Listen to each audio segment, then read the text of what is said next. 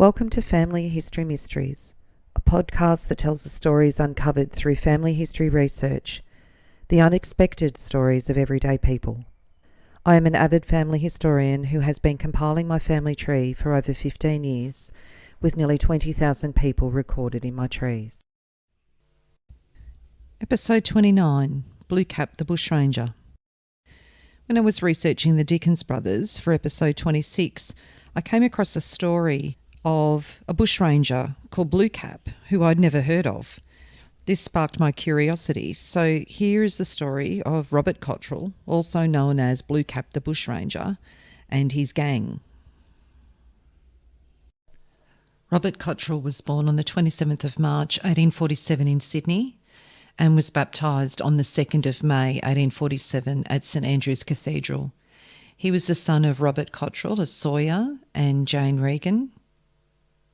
For whatever reason, Cotterell was practically raised by Mr Thomas White of Burrangong Station near Young.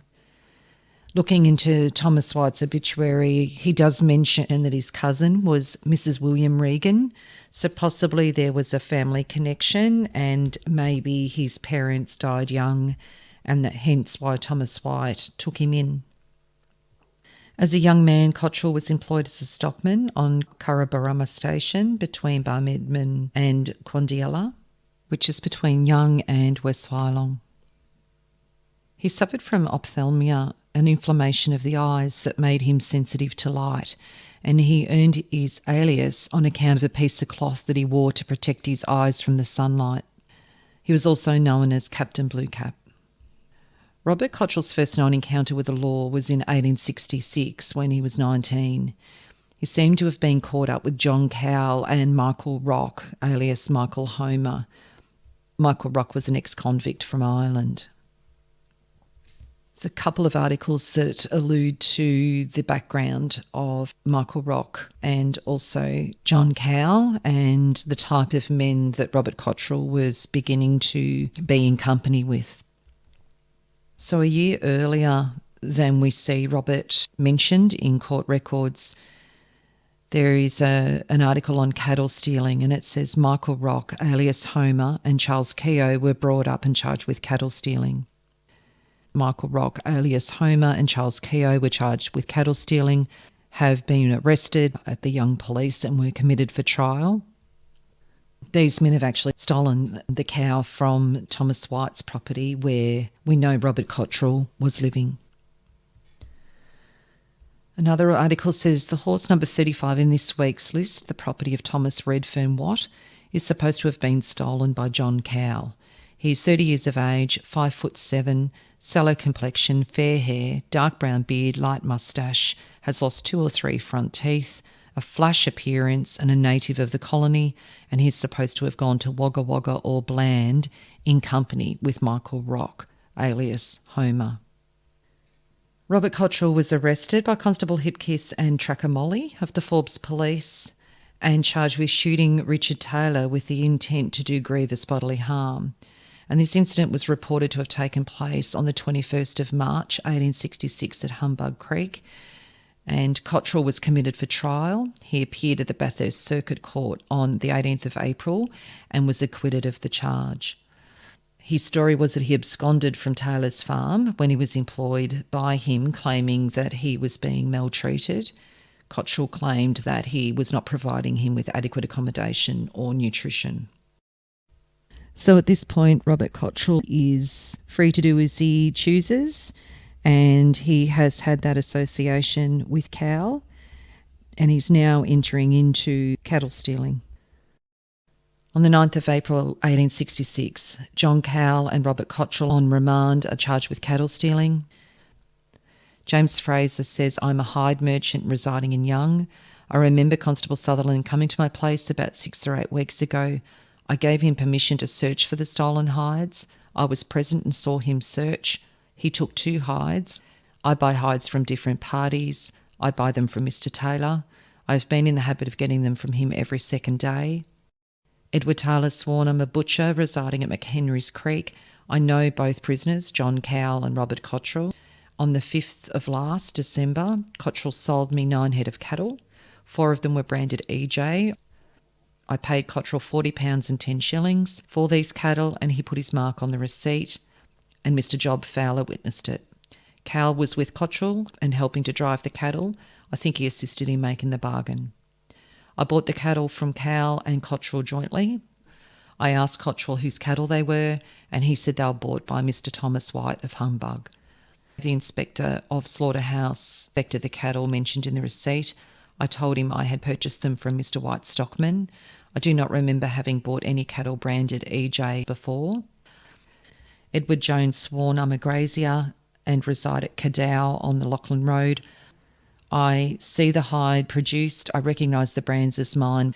I never sold any cattle to Mr. Taylor, who resides close by Cadow, nor to Mr. White of Humbug Creek at any time. I believe I know Cal. I never sold him any cattle, nor authorised him to take any. I saw him at my station about 18 months ago. And then on the 12th of April, John Cal was charged with stealing a poncho. Charles Sanderson sworn and said, I'm the sub-inspector of police stationed at Young.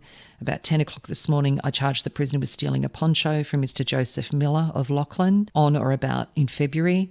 The prisoner, in answer to the charge, said it was false, and he was remanded. In May 1866, it says that John Cowell and Robert Cotterell were charged with stealing 4 head of cattle, the property of E. Jones, Cadow, and have been arrested. Cowell was arrested by Senior Constable Usher of Cootamundra Police and Cotterell by the Forbes Police. However, they were discharged due to insufficient evidence. Cowell was further charged with stealing a poncho which had been recovered, the property of J. Miller of Bogandillo, and was sentenced to 6 weeks hard labour in Yass Jail. At the first signs that Cotterell intended uptaking bushranging, it was said that Thomas White, who had known him since he was a child, used all his persuasive powers to prevent Blucap from embarking upon a course of outlawry. However, despite his best efforts, Cotterell did succumb to the influence of the bushrangers. So as often happens, it starts with low-level crime and it now gets to the stage where he's teaming up with men and going to the next level. He initially teamed up with 2 other young men, John Williams and John Irvine Scott. John Williams was a convict who was born in Goulburn in 1846, and he used the alias Jerry Juice or White Chief. John Irvine Scott was born at Tarcutta in 1848, and he used the alias Jack the Devil or Scotch Jock. They earned a reputation as being one of the most formidable gangs in New South Wales at the time. In 1867, the gang started a string of robberies. The first robberies possibly in June 1867, when 2 armed men robbed the Sydney Hotel at Spring Creek near Young, taking a small amount of money, a revolver and a bottle of grog. After the notorious Bluecap had been captured, the publican Philip Saunders testified that he was unable to swear that Cotterell was one of the men that robbed him. So as a result, there was no charge laid for that offence. However, the next robbery that was recorded had Cotterell linked to it. At about 10 o'clock on the night of the 28th of June, 1867, Carl Lehman was in his store at Stony Creek when 2 armed men entered. One was later identified as Robert Cotterell. The bandits took money from the cash box as well as clothing items such as Crimean shirts and 2 ponchos. The men then escorted Lehman to the bar of the adjoining inn. They locked the doors so they could have a drink, and later that night the police arrived, knocked on the door and announced their presence. Cotterell or his companion said, "We're too long here, it's time to be off." The pair left by the back door, mounted their horses and escaped into the night. On the evening of the 15th of July, 1867, Cotterell, Juice and Scott bailed up William Marshall and his female employee at the Travellers' Home Inn on Rock Station at the Levels, 30 miles northwest of Cootamundra. The gang were armed and remained in the inn for about an hour, each of them eating a meal during that time. The items stolen from the inn and the adjoining store were £10 in cash, 4 bottles of brandy, a saddle, several guns, gunpowder and caps. And on the 31st of July in the Government Gazette, there is an article that says, "Stolen about 6 p.m. on the 15th from the premises of William Marshall Rock Station, levels 30 miles from Cootamundra. It goes on to list the property, and it says, supposed by 3 men named Robert Cotterell, Stephen Juice and John Irwin Scott. Cotterell is 22, 5'9", sallow complexion, light hair and ill-looking. Juice is 25, 5'10", light complexion, freckled, sandy beard and a scar under the right eye. Scott is 24, 5'6", sallow complexion, brown hair, no beard and large nose. They were brought to court and William Marshall put forward his version of events. And this was in the 16th of November 1867 newspaper. Robbery under arms. Robert Cotterell, otherwise Blucap, was brought into court and charged with the above offence. William Marshall, on being sworn, said, I am an innkeeper and reside at the Rock Station on the levels. I know the prisoner. I have seen him several times.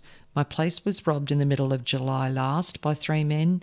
The prisoner is one of them. They took about £11 of money, a saddle, a bridle, a gun, a revolver, Crimean shirts, a coat, grog and several other articles. They were all armed on the evening of the robbery, which was 6:30. While I was sitting at tea, a knock came at the door. I sent the girl to see who it was. As soon as the door opened, the prisoner and another named Scott rushed in and told us to bail up. Scott went through the passage while the prisoner kept sentry over us with a gun. Being a cold night, I told him to come to the fire. He said he did not want fire, but tin.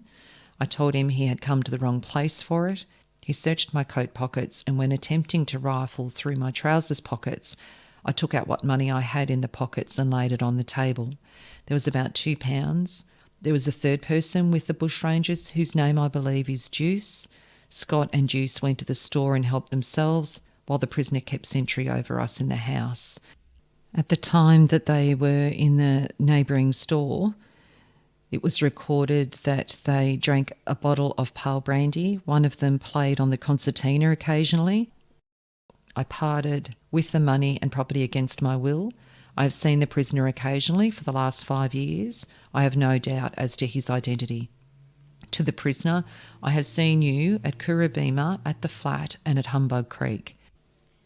The prisoner denied witness ever having seen him before the visit to the witness's house.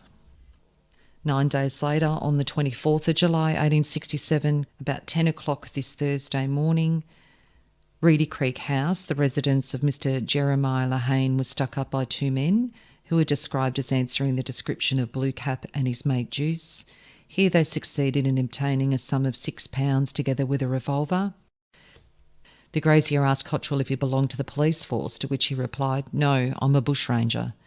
Having then proceeded on the road towards Yass, in a short time they encountered Mr. Julian of Bogalong, whom they immediately ordered to stand and deliver. From this gentleman, however, they succeeded in obtaining nothing, as they refused to appropriate the silver which he carried on his person. Advancing still towards Yass to within 1.5 miles of Bodkin's public house at 5 Mile Creek, they then met Mr. Owen Hilly, from whom they took £4 and after a short delay allowed him to proceed on his journey to Gundagai. The next visited the hotel, where the absence of the owner, they assured Mrs. Bodkin that they would neither stick up the house nor do her any other injury. Leaving 5 Mile Creek, they now crossed the country to Mr. W. McIntyre's station at Redbank. This they also stuck up, but were disappointed in their expectation of cash. After helping themselves to a supply of bread and meat and securing 2 revolvers, they departed from Redbank. In what direction, I cannot say. So quite a busy day for the young men. They managed to stick up 5 places in one day. And it was mentioned in another article, which I'm thinking is alluding to those stations. At the first station, they stole supplies and forced the station manager to play drafts with them while they sheltered and ate. At the next station, they again took supplies and forced one of the women of the household to play piano for them. So I'm wondering whether that, even though they said that they weren't going to rob her, possibly Mrs. Bodkin played piano for them. And it says, as the string of robberies went on, the bushrangers started raiding the liquor cabinets of their victims, and the predilection for alcohol would become a recurring problem for the gang. At the end of September in 1867, Another article featured from the Wagga Wagga Express. The Blucap gang of bushrangers. This gang of scoundrels, now consisting of Blucap, alias Cotterell, Juice, alias Williams, and a third man supposed to be Hammond, are still at large and almost daily committing fresh outrages.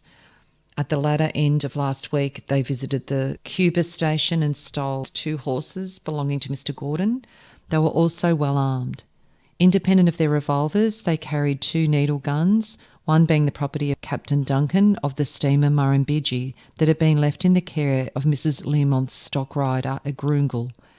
During the time the bushrangers were about to have their dinner in the kitchen, 2 troopers, accompanied by Mr. Waller of Cuba and Mr. Cunningham, squatters who had already been stuck up at their stations, made their appearance. Waller, of the firm Waller and Gordon, who owned John Darien, though not long in Australia, was a good rider in the bush and was an excellent rifle shot. Waller observed 2 horses at the stack. The third was not with the other 2 and was unfortunately not noticed. They at once set them adrift and threw their saddles and bridles into the river. The bushrangers, being by this time surprised, ran out. Mr. Waller ordered them to stand in the Queen's name. Blucap soon after caught sight of Mr. Gordon and fired, but missed, and then bolted behind a post. And when Mr. Waller fired his bullet, it struck the post about 4 inches from the rascal's body. He and his mates then exchanged shots, which fortunately went wide on their mark. The 2 police cut them off from the crossing of the river and fired at and wounded one of the bushrangers, who immediately turned tail and, in spite of the police, made for the river and crossed. Having now only 1 horse between 3 of them, on their retreat they threatened to return and burn the home station and put Mr. Waller on fire as well. They were followed by Mr. Cunningham and in their hurry threw off their capes and wrappers, which on being picked up were found to contain a silver-mounted pistol, a revolver, a quantity of conical bullets and powder. They were soon lost sight in the thick scrub, and their pursuers seemed it prudent to return to Bringagee and plant all the saddles about the station, in case the bushrangers would return to obtain fresh horses. The troopers and party then rode over here and compelled all the shearers to deliver up their saddles, and likewise all of the others about the station. About 30 of them were collected and planted. The party then returned to Bringagee about 6 p.m. At about 9, the bushrangers made their appearance here at the shearer's hut and obtained some tucker, not having had food for 24 hours previously. They took to the road again at 1 in the morning. The party, not seeing anything of the bushrangers at Bringagee, returned here at 10 to Mr. Bailey's house and were not made aware of the bushrangers being at the shearer's hut, it being some distance from the house, and no one dare come up to report their arrival. After their departure, however, a message arrived stating that they had been at the shed and left again. The troopers and party, on hearing this, got ready at once and started again in pursuit, but saw nothing of the bushrangers and returned to Mr. Bailey's at noon, where they were joined by 2 more troopers from up the river and left again at 1:30, when, to my surprise, in about 2 hours' time after they left, the bushrangers appeared at the shearer's hut again, one being now mounted on a fine chestnut horse with an apparent new saddle, a swag and billy attached. His 2 mates were on foot and kept away from the hut, allowing their leader to ride in and demand food for himself and his companions, and endeavoured to get saddles as well, but did not succeed in obtaining the latter. The trooper and party have not returned here up to the present, but no doubt are doing their best to effect a capture of the bushrangers, but so far they have been dodged most successfully. It was the opinion of everyone that the steamer Alfred would likewise have been stuck up at Bringagee had not the troopers timely appeared on the scene. The Alfred is detained here for wool. Another Police Gazette article in 1867. The offender John Scott, hitherto known by the sobriquet of Jack the Devil, is charged on warrant with firing at one James Forbes, publican, Wadeye, with intent to maim and rob him. It has been ascertained by the Hay Police that Robert Cotterell, described in above reference, is identical with the man known as Blucap, and Stephen Juice with a man named John Williams.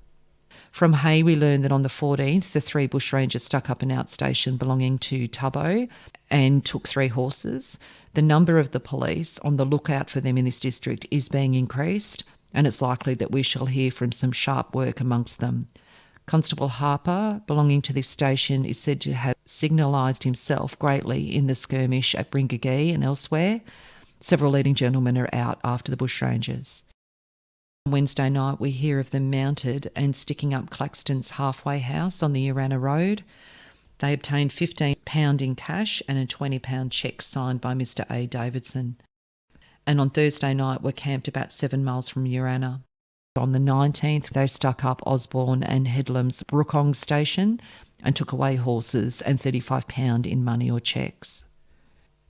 Here, Mr. Featherstone Howe discovered them and attempted to secure their horses, but was seen by the bushrangers and fired at no less than 7 times, none of the shots taking effect. During the pursuit, the horse on which one of the Hay police was mounted fell. The unfortunate trooper came heavily to the ground and fractured one of the small bones in his leg. We have not ascertained the sufferer's name. So now you'll notice that there are some differences in names mentioned. So initially it was a gang of 3, and we now have a new person mentioned, Hammond. So after the raiding, the station owned by Cuthbert Featherstone rode straight into the little township of Urana to inform the police, but they were all cut looking for the outlaw miles from where he was. When he reached the police station, asking several of the inhabitants in vain to go with him, he turned back for the station, disgusted with their want of courage, determined to follow Blucap and try to take him single-handed. Tracking the bushranger's horse, he had not gone far after crossing the Urangelan Creek, which was very flooded, before he came to Blucap's camp in the dense pine scrub. Desperate times, as they say, call for desperate measures, so the bushrangers took their mounts into the creek. Cotterell led the group and a gang member named Hammond took the rear. With considerable difficulty, all of the gang cleared the creek with the exception of Hammond. There was a horseshoe bend in the creek, and across this, about half a mile apart, were 2 dams. Featherstone crossed on the lower one, while Hammond attempted to cross the other, thinking to gain a good deal on the manager in doing so. He had been led into a terrible trap. The flood had washed away the dam of the earth in the centre, And Hammond, thinking it was still there and that the water was running on a shallow stream, rode on. As the rain pelted down in the dusky gloom, the gang could barely see Hammond's horse, and it was bowled over into the torrent and Hammond dragged underneath. The rider and mount were washed away like flotsam, and there was nothing they could do. An oath, a cry, a splash and a whirling eddy, and his course was over. After a failed search, the gang continued on their journey. The drowned horse would be found washed up downstream the next day, still equipped with saddle and saddlebags, and Hammond's waterlogged corpse even further downstream 2 days later.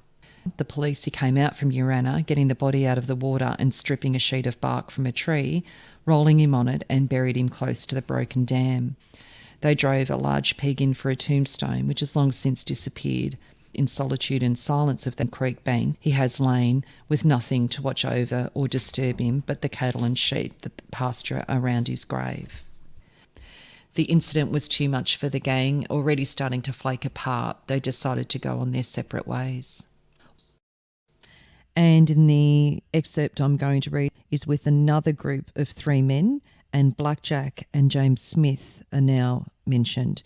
So it's gone from 3 men to 6 men. Just in this short space of time between June of 1867 and we're now in August, and they've clearly made a decision to split the group of 6 in half. The next part of the article says the captured bushrangers. At the Barangong Police Court on the 21st, John Irvine Scott and James Smith were fully committed to take trial at the Circuit Court, to be held on the 21st of October. 2 separate charges of robbery under arms were then preferred against the 2 prisoners, Scott and Smith, the first for robbing Michael Coman's station and the second charge for robbing one John Murphy, a hawker on the highway, convenient to Sproul Station on the levels on the 27th of August. Both prisoners pleaded guilty. Blackjack was charged with stealing a horse, the property of Michael Comans of Gombanning on the levels.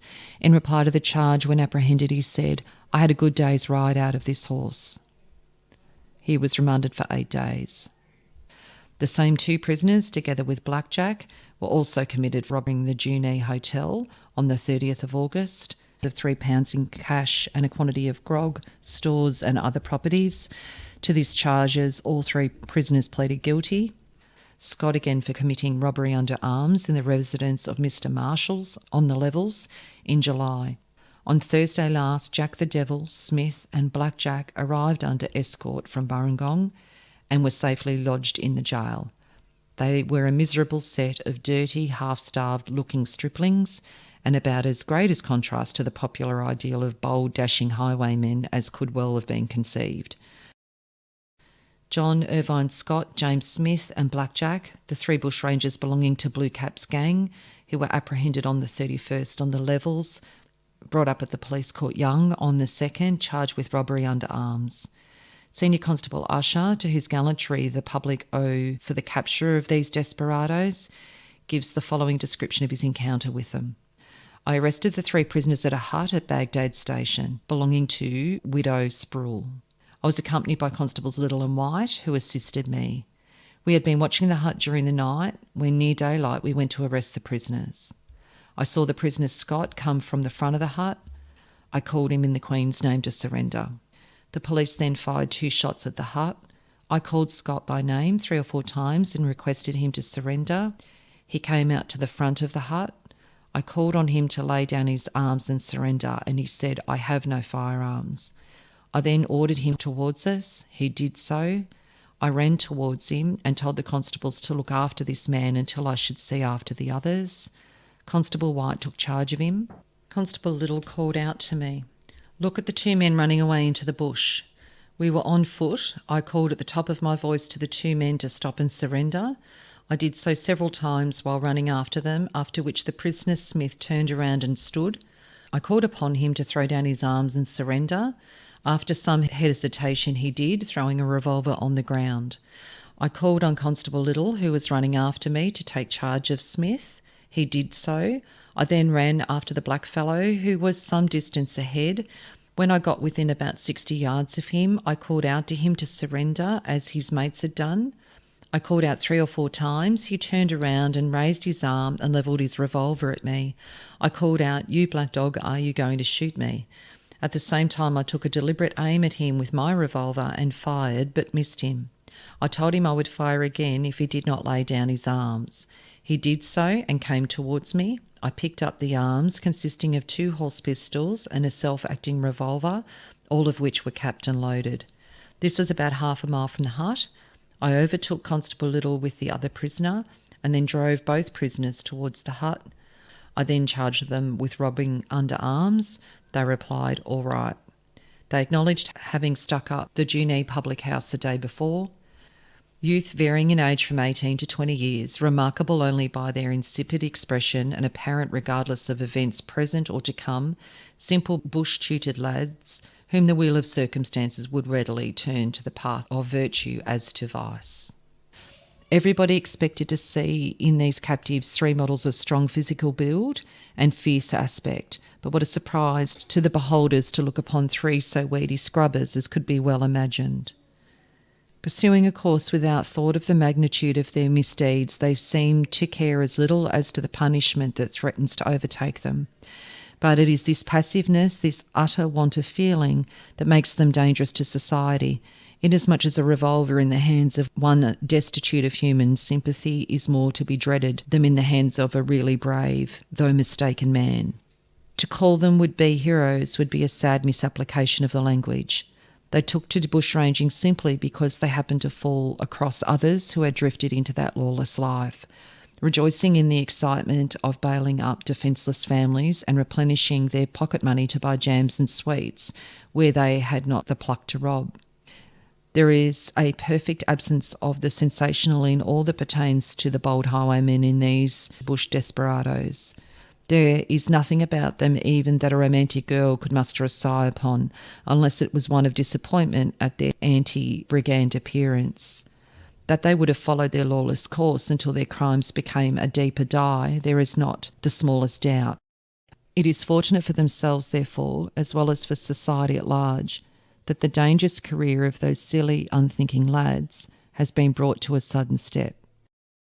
Jack the Devil and Smith, in reference to their harbourers, will, it is to be hoped, induce all persons in the bush who may have a sneaking friendship for marauders of this class to be rather wary of extending them to the rights of hospitality, or if any way affording them help when they happen to be thrown in their way.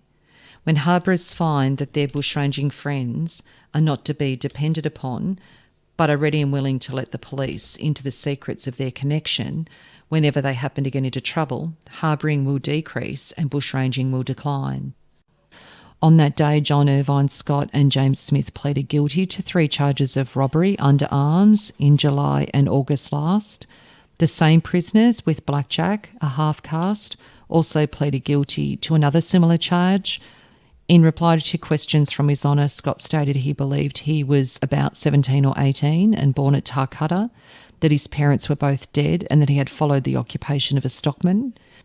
He was a very shrewd and intelligent-looking fellow and gives quick and ready answers with poised, sensible replies to all questions. Smith is a heavy, round-featured lad, and in reply to His Honour, said that he would be 18 next month.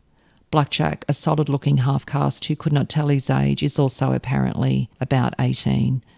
The prisoners were remanded for sentence. His Honour observed that the prisoners, some of them had been induced to plead guilty in the hope that they would thereby receive a lighter sentence. However, it was in no way to affect the severity of their punishment. From Wagga Wagga Circuit Court on the 28th of October. The court was open at 9:30 for purpose of passing sentences on the remanded prisoners. John Irvine Scott, James Smith and Blackjack were again placed on the dock, His Honour addressing them, and so the bushranging had become a chronic evil in the land and it was necessary to put it down with a strong arm of the law. It was a crime in which no courage or gallantry was shown by its perpetrators because they took their victims unarmed and at a disadvantage, and in 9 cases out of 10 it was useless to attempt resistance. In the long run, some did resist, and then bloodshed and murder was the result. The prisoners had committed many robberies and plundered alike the rich and poor. As in the case of all other bushrangers, what did they gain for it? They had endured hardships, suffered exposure, been in continual dread of their apprehension, had led a hard, laborious and risky life, and had never been successful after all. The prisoners Scott and Smith had, in confessing their misdeeds, made some steps towards reformation. He believed that they had told the truth and he hoped that their professions of repentance were not insincere. They had pleaded guilty to crimes which rendered them liable to 60 years imprisonment. It was painful to pass sentences, but he could not do less than sentence them to 10 years imprisonment with hard labour for each offence. The sentences would, however, be concurrent, and 10 years would be the extreme limit of their punishment. Upon Blackjack, a similar sentence was then passed. John Irvine Scott, he was sent to Berrima Jail and his conduct in his jail records was good. It was around this time that a chap named T.A. Brown had his own experience of the gang. Brown was a well-known squatter in Wagga Wagga, owning the Bundigiree station near Narrandera. The Blucap gang had been reported as going about their depredations in the area, and Brown, who was minding coach horses for his friend James Gormley, was keenly aware that he was likely to cross paths with the bushrangers and warned his friends to secrete any valuables until the threat had passed. When taking Nurse Thompson in his buggy from Wagga to attend his wife was stuck up and robbed by Blucap. The experience left a considerable impression on Brown, who used it when crafting the character Redcap in his story The Squatter's Dream, written under his better-known nom de plume, Rolf Boldrewood. During one raid on a station, while his men helped themselves to provisions, Blucap nursed and played with the manager's daughter, 2-year-old Mary Gilmore, and Mary Gilmore grew up to be a renowned poet. In the Urana Independent and Clear Hills Standard in 1916, there was a recollection of the early days of the Bushrangers, and this article's on the Blucap gang. It's written by James Gormley. The Bushrangers continued their depredations on the country between Wagga and Hay.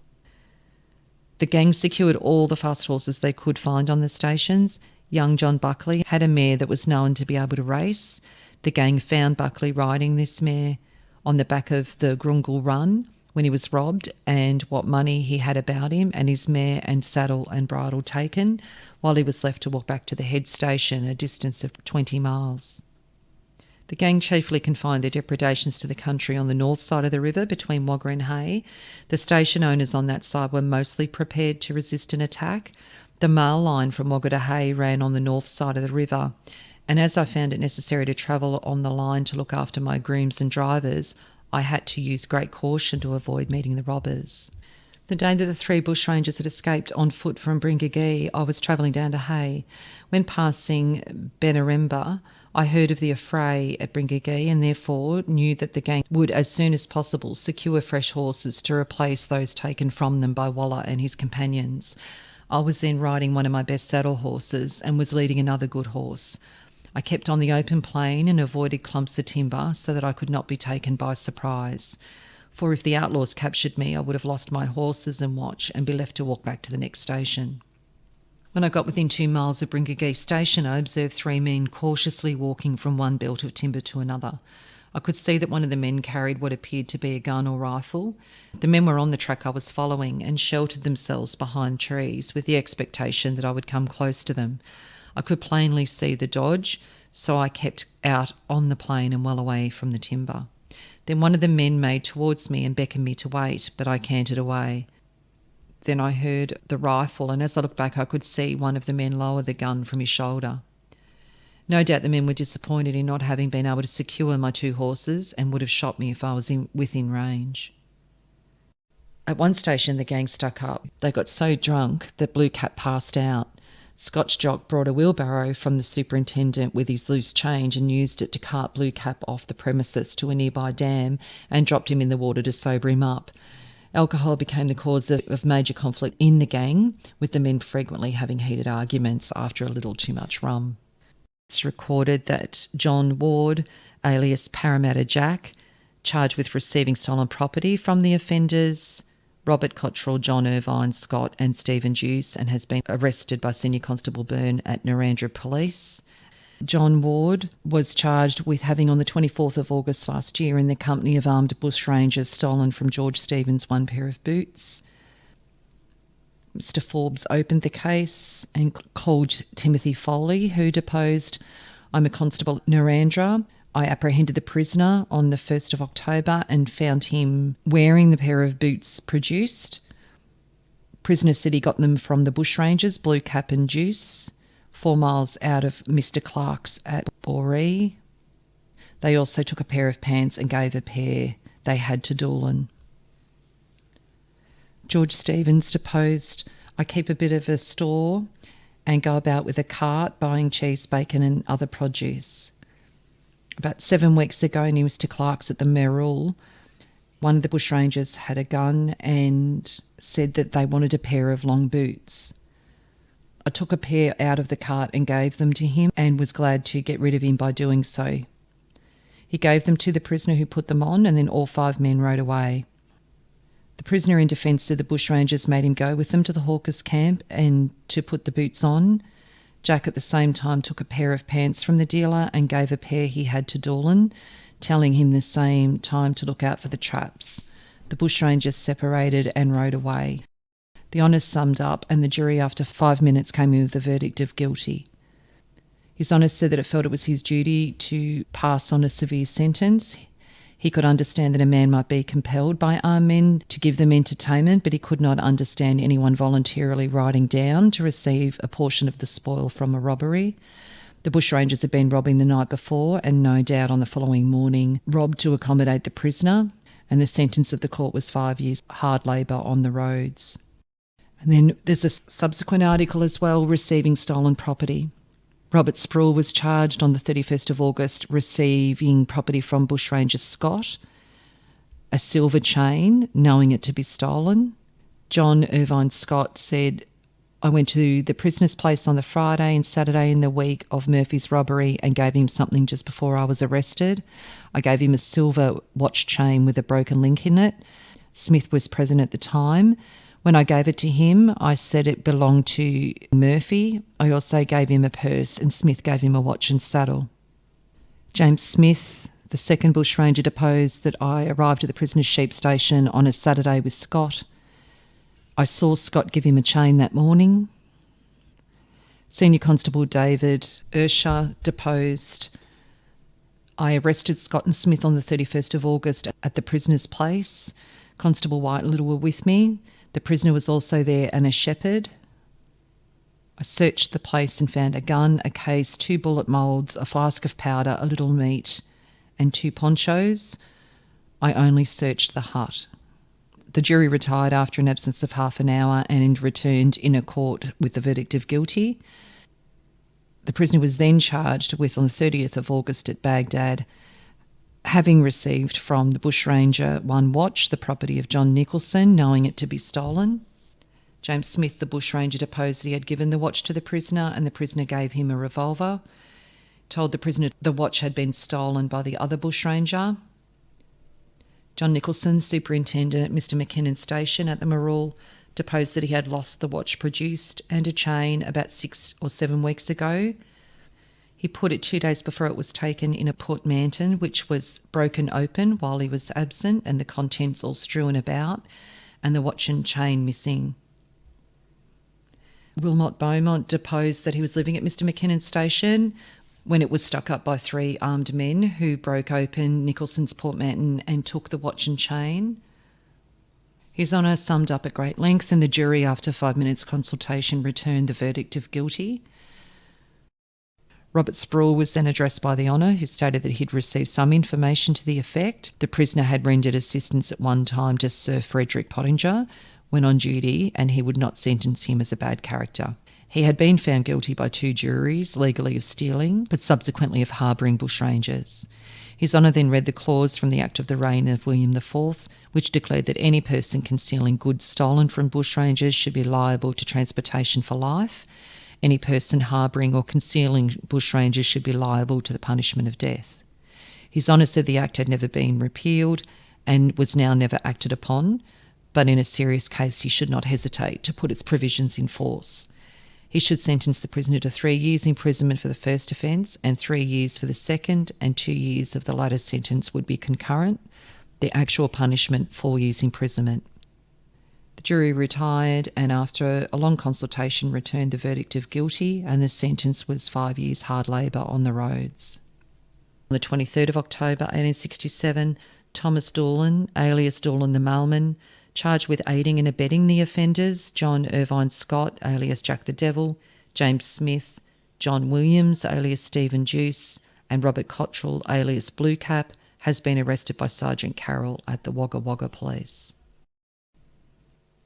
In the Wagga Wagga Circuit Court on the 28th of October, Mr J.T. Doolan, convicted of stealing pistols. Joseph John Doolan was charged with stealing 2 pistols, the property of Mr W. Ford. He called John Carroll, the Sergeant of Police. I apprehended the prisoner in the courthouse. I told him I did so on a charge of aiding the bushrangers. Joseph Wills, a labourer at Bolero. He remembered on the 18th of May he saw Doolan and the bushrangers firing at each other. The firing continued for about a quarter of an hour. Scott came to the house and got a tablecloth. Blucap then came present, both on foot and leading a horse. The prisoner said he was sorry the bushrangers had taken from him Mr Flood's pistols. After the fight, Blucap took prisoner about 40 yards from the house. He said he would give prisoner 10 minutes to say his prayers. The prisoner went down on his knees and the other 3 bushrangers went to them. What was said I don't know, but the 4 bushrangers and the prisoner came to the house. The prisoner had a bit of a scratch on his chin. Bluecap had his arm bandaged. And on the following Friday, I saw the latter's wound. It was small on his wrist. The prisoner said he had shot Bluecap, who said that Doolan would now have the honour of saying that he had wounded the captain. William Flood Grazier at Bolero, remember when the station was stuck up by the bushrangers, had previously lost 3 pistols to Doolan, who said he wished to protest himself from the bushrangers. On the Friday after the fight, Bluecap and Doolan slept in the same room. Bluecap said he would not trust Doolan out of his sight. Bluecap had his arm in a sling and said he was wounded by Doolan. John Irvine Scott said, I am now in jail awaiting sentence. I have known the prisoner for 7 months. I remember when Clark Station was stuck up. It was on a Sunday 6 or 7 weeks ago. On the Friday before, Smith and I had met Doolan at Grant Station. Doolan said we were quite enough now to stick up the bank at Hay. He added that he had firearms which we could take from him from a battle. It was arranged that the fight would come off on the following Sunday at Bolero. When Doolan came, 3 of us rose up and shot at him. The pistols were only loaded with powder. Doolan rode away and we followed. He pointed to the ground and told me, "There are 2 pistols." I took them. Doolan shot the black mare in 2 places. I went to the house for a cloth to bind Bluecap's arm. Doolan told Bluecap to scratch his arm with a knife to make it appear as if he was wounded. This was on the Saturday after the fight. James Smith said, "I am now in jail awaiting sentence. I have known the prisoner for about 4 months. About 2 months ago, Doolan spoke to me about going with Bluecap and 2 others to help stick up a bank at Hay. It was also arranged that we should have a shoot fight at Bolero and take Doolan's pistols." Thomas Claxton, innkeeper at Brewcong. About the 18th or 19th of September last, I saw a man who called himself Bluecap. He had a wound on his left hand. The wound looked very sore. I believe it was on the left wrist. The men said he had got into a fight with Doolan. Bluecap and his mates had stuck me up. They took no money as I only had silver. They paid for 6 drinks but took away half a pint of rum without paying. In October, Bluecap fell in with a postman named Tom Doolan, who'd grown tired of the straight and narrow. He brought together Bluecap and some other small-time bushrangers and hatched a plan. Doolan had borrowed some pistols from his master, William Flood, on the pretence that he was worried about bushrangers. Doolan proposed they do a mock gunfight, during which all of his accomplices could steal the firearms. They would later create a billiards tournament in town to create a distraction while they robbed the bank. Doolan met with Confederates Scott and Smythe in town, rode to the station where he was employed, and as they approached, Doolan took off and the others, now joined by Bluecap, chased the postman. As Doolan rode, he dropped 2 of the pistols in the grass for the bushrangers to collect. Doolan and the bushrangers engaged in a gunfight, shots going off everywhere. Staff at the station were baffled and terrified, not realising that the bushrangers were firing with pistols that were capped and not loaded. After a while, firing ceased and Doolan was dragged to a spot barely visible to the staff. Doolan went on his knees before Bluecap and they engaged in a discussion. Doolan provided Bluecap with a clasp knife and instructed him to cut his forearm and pretended he'd been shot. Scott went to the homestead and grabbed a tablecloth. Bluecap's black mare was injured from a bullet wound to the chest. Bluecap then took blood from the horse and spread it on himself to increase the goriness of his injury. So the White Chief would go on to have a reasonably successful run with a gang member named Brookman and new offsiders, but not for long. And on the 22nd of February 1868, an article titled Bluecap's Gang. At the assizes at Deniliquin, Juice and Brookman, 2 of Bluecap's gang of bushrangers, were convicted and condemned to death. The elder of the 2, Jerry Juice, is a young man about 30 years of age. His personal appearance is by no means forbidding. Features small and well-formed face, rather long, small compact mouth, nose inclined to aquiline, hair between brown and auburn. His companion, Brookman, is a mere boy, with regular features, forehead rather low and narrow, considerable length of head with a great massive brain. He's as fair as a young girl of 16, which is about his age, and his parents are said to have been respectable. His father is dead, but his mother is living and has married for a second time. The conviction and sentence were brought before the executive last week, and the death penalty commuted to 15 years on the roads. Bluecap was captured very simply by police on Monday, the 4th of November 1867, by 3 constables at the Young Police Force. The policemen and Cotterell happened to be travelling along the Bland Road in opposite directions in the vicinity of Humbug Creek near Wyalong at Spy Hill Tank. Bluecap saw the police approaching, but as he was riding a horse that was knocked up, he made no attempt to escape and instead trusted to pass by unchallenged in the same manner he boasts of having often done before, and bidding the police good day. However, one of the policemen, Constable Corbett, had known Cotterell before he took up bushranging and greeted him by saying, "Hello, Bluey, what brings you here?" Realising it was useless to either deceive or resist, Cotterell surrendered. 2 days later, he appeared before the police court at Young and was remanded on 6 charges of armed robbery. The Pastoral Times relates that Payne and Kelly, the last of Bluecap's gang, were captured by Constable Harper, who arrived at Wilbar on the 5th. He was informed that an armed bushranger had stuck up Taylor's Hotel and had gone to Cow Station, promising to return in an hour. The constable waited half an hour when a horseman came in sight, driving another horse before him. Mr. Taylor recognised him as the ruffian who had stuck up the hotel an hour before. On this, the constable warned all parties to remain in the house and Mr. Taylor to prepare to assist in case of need. The bushranger rode the horse up to the bar door when Constable Harper instantly covered and ordered him to surrender. The robber immediately gave up his arms and the horse he had just stolen from Mr. Sinnett's station. After being secured, he gave his name as Payne and informed the constable that his mate was in the bush suffering from a gunshot wound, and expressed hope that his own sentence would be mitigated in consequence. He gave information as to where his wounded comrade might be found. A search was instituted, and the second bushranger, who gave his name as Kylie, was found at 9 a.m. on the 7th. Neither of these two bushrangers had any money on them.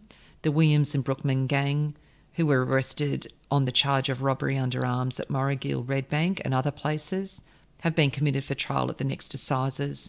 One of the party wounded was Constable McNamara in the wrist, is charged in addition with shooting with intent to kill. So on Monday the 20th of April 1868 at the Wagga Wagga Circuit Court, Robert Cotterell appeared in answering charges of armed robbery and the assault of Carl Lehman in late June 1867 at Stony Creek, also William Marshall at Rock Station in mid-July, as well as assault and robbery in the October of Marshall and Jeremiah Lahane. Cotterell pleaded guilty to all of the three charges. On the days leading up to the trial, Cotterell had been in extremely poor health and in fact had suffered a series of seizures that required multiple men to hold him down. It was reported the prisoner appeared to be dreadfully ill. His face was pale and mostly shielded by a large green shade to protect his eyes. It was noted that Cotterell looked about as little like a dangerous bushranger as could well have been conceived. He was sentenced on the following Wednesday, receiving different sentences for each of the offences amounting to 10 years hard labour on the roads. And in 1872, it was reported that John Irvine Scott was discharged as a free man from Darlinghurst Jail. And in 1933, there was an article called Alexandra's Early Days from Alexandra Times. On Thursday last, the Merton Mail was stuck up near Longwood by a bushranger named Power, who was a mate of Blucap's in New South Wales. Cotterell went into Darlinghurst Jail in April 1868 and then on to Parramatta Jail and was released in 1874. Cotterell was not in prison anywhere near as long as expected, as the New South Wales government issued a controversial amnesty, so that enabled many prisoners to be released. He served almost 4 years of his sentence. He was deemed to be a model prisoner, and his lack of prior convictions made him a perfect candidate for release. When Cotterell walked out of the gates of Goulburn Jail, he walked out of the pages of history, as what became of him has not been recorded. So all up, with Cotterell being the leader of the gang, we ended up having Juice, Scott, Smith, Blackjack, Hammond, Payne, Kelly, and it seems like Doolan, as well as Sprules and Ward, also being charged with aiding and abetting the gang. 10 men bushranging in the area some way or another had been under the influence of Cotterell. If you are interested in sharing your story on my podcast Family History Mysteries, please go to my Facebook page and send me a message. If you would like some assistance in filling in the gaps in your family tree to see what mysteries you solve, please get in touch. And don't forget you can have early access to episodes by subscribing, and you'll also gain access to bonus episodes